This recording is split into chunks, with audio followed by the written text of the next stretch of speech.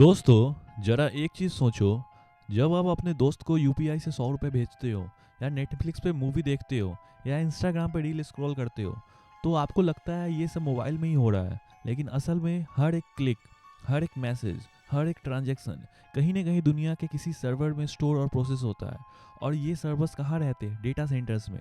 लेकिन अब सवाल ये है, भारत में डेटा सेंटर्स का इतना बड़ा बूम क्यों आ रहा है? और क्या भारत देश इसके लिए सच में तैयार है या फिर नहीं? आज हम इसी इंटरेस्टिंग टॉपिक को बहुत सिंपल तरीके से समझेंगे, तो वीडियो को अंत तक जरूर देखना क्योंकि इस एग्जाम के लिए बहुत इंपॉर्टेंट फैक्ट्स और फ्यूचर जॉब से भी जुड़ा है। तो डेटा सेंटर आखिर होता क्या है? सबसे पहले बेसिक समझ लेते हैं। मान लो आपने नेटफ्लिक्स पे मूवी प्ले की, तो क्या ये मूवी आपके फ़ोन में स्टोर होती है? नहीं। वो मूवी एक्चुअली स्टोर होती है किसी डेटा सेंटर के सर्वर में। और जब आप उसे प्ले दबाते हो तो आपका फ़ोन एक रिक्वेस्ट भेजता है, मुझे ये मूवी दिखाओ।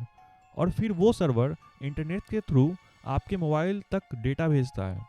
इसी पूरी प्रोसेस को संभालने वाली जगह को कहते हैं डेटा सेंटर। यानी डेटा स्टोरेज, डेटा प्रोसेसिंग और इंटरनेट सर्विसेज सब कुछ यही होता है। तो भारत में डेटा सेंटर की डिमांड इतनी तेज क्यों बढ़ रही है?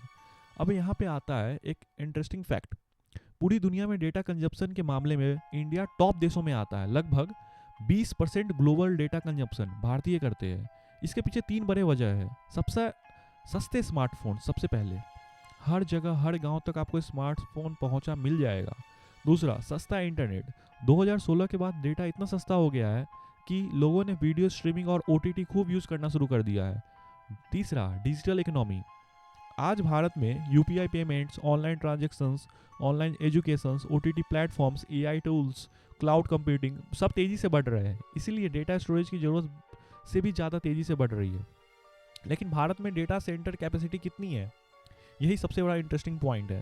भारत ग्लोबल डेटा का लगभग 20% कंज्यूम तो करता है, लेकिन डेटा सेंटर कैपेसिटी सिर्फ 3 से 5% है। मतलब डिमांड बहुत ज़्यादा है, इंफ्रास्ट्रक्चर अभी भी कम है। इसीलिए आने वाले समय में सैकड़ों अरब डॉलर का इन्वेस्टमेंट भारत में डेटा सेंटर्स बनाने में हो सकता है। और यही जॉब्स भी क्रिएट करेगा, डिजिटल इकोनॉमी भी बढ़ाएगा। तो मिडिल ईस्ट कॉन्फ्लिक्ट का भारत से क्या कनेक्शन है?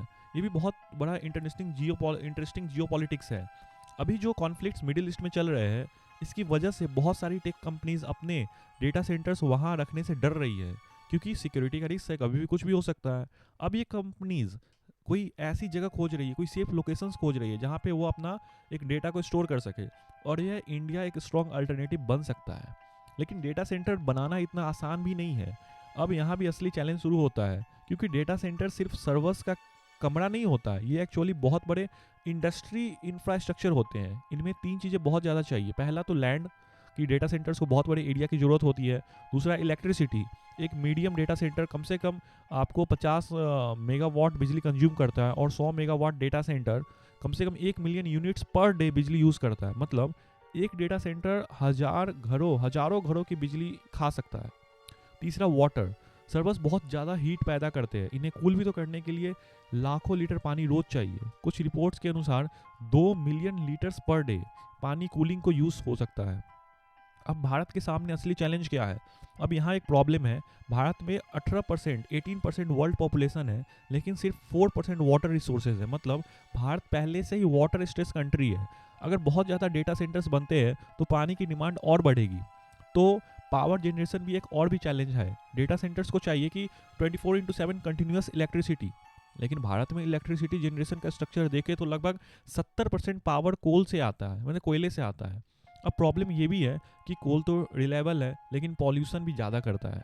तो सोलर और विंड क्लीन तो है, लेकिन कंटिन्यूस पावर नहीं देते हैं। इसलिए फ्यूचर में न्यूक्लियर पावर भी इंपॉर्टेंट हो सकता है। तो अब भारत में डेटा सेंटर्स अभी कहाँ ज़्यादा है? अभी इंडिया में 65% डेटा सेंटर सिर्फ इन सिटीज़ में है। उसमें सबसे पहले दिल्ली एनसीआर, दूसरा मुंबई, तीसरा बैंगलोर, चौथा चेन्नई, पांचवा हैदराबाद और छठा कोलकाता। मतलब सब मेट्रो सिटीज़ में कंसंट्रेटेड है। लेकिन इन सिटीज़ में पहले से ही पावर प्रेशर, वाटर प्रेशर ज़्यादा है। इसीलिए एक्सपर्ट्स जो कर रहे हैं और कहते भी है कि डेटा सेंटर इंफ्रास्ट्रक्चर को डिसेंट्रलाइज करना पड़ेगा। मतलब बाकी देशों में क्या किया? बाकी देशों कुछ देशों से पहले ही से हम लोग लेसन सीख रहे हैं, जैसे कि आयरलैंड। तो वहाँ पे क्या था, ग्रिड क्राइसिस के बाद भी डेटा सेंटर्स को कहा गया कि अपनी इलेक्ट्रिसिटी खुद जनरेट करो, खुद अपना इलेक्ट्रिसिटी बनाओ। ठीक है। और सिंगापुर से भी सरकार ने सीखा कि कोई जो नए डेटा सेंटर्स पर टेम्प्रोरी बैन लगा दिया, तो जब तक इफिशिएंट टेक्नोलॉजी नहीं आती तब तक काम नहीं करना है। और नीदरलैंड एम्स्टर्डम से भी सरकार ने डेटा सेंटर ग्रोथ लिमिट कर दी ताकि रिसोर्स ओवर यूज़ ना हो। तो भारत क्या कर सकता है? एक्सपर्ट्स के अनुसार भारत को कुछ स्ट्रॉन्ग पॉलिसीज लानी होगी। सबसे पहले रिन्यूएबल एनर्जी यूजेज मैंडेटरी, ठीक है। भारत को खुद अपना एनर्जी जो है रिन्यू करना होगा, वो जरूरी है। दूसरा है वाटर यूजेज लिमिट्स, ठीक है, जितना पानी का खपत होता है उतना उसको लिमिट करना है। तीसरा एफिशिएंट कूलिंग टेक्नोलॉजी, जो कि अभी तक है नहीं उतना डेवलप। चौथा है डिसेंट्रलाइज इंफ्रास्ट्रक्चर, जो कि करना बहुत इंपॉर्टेंट है इस टाइम पे, क्योंकि मेजर सिटीज़, मेट्रो सिटीज़ में ही सारे डेटा सेंटर्स है। और पांचवा स्ट्रिक्ट इन्वायरमेंटल रूल्स, ठीक है। तभी भारत जो है सस्टेनेबल डेटा सेंटर हब बन सकता है।